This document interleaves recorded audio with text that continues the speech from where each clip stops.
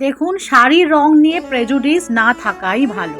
একটা বয়সের পর আমরা লাল শাড়ি পরতে গেলে ৫ বার ভাবি কেমন লাগবে, লোকে কি বলবে। যেহেতু সেদিন আমার নিজের জ্যাঠতো দিদির ছেলের বিয়ে ছিল, আশেপাশে সব নিজের খুব কাছের মানুষেরা, তাই কোনো রকম আর ভাবনায় না গিয়ে লাল শাড়ি, আমার বিয়ের লাল বেনারসিটাই পরে ফেললাম।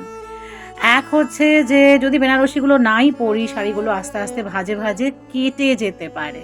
দ্বিতীয় হচ্ছে লাল রং আপনি আলটিমেটলি কিভাবে ক্যারি করছেন, কোন অনুষ্ঠানে পরছেন তার উপর নির্ভর করে। বন্ধু বান্ধবরা থাকলে হয়তো প্যাক দিলেও দিতে পারতো, কিন্তু যেহেতু নিজের কাছের মানুষরাই ছিল, তাই সেসব নিয়ে আর কোনো রকম ভাবনাতেই যায়নি।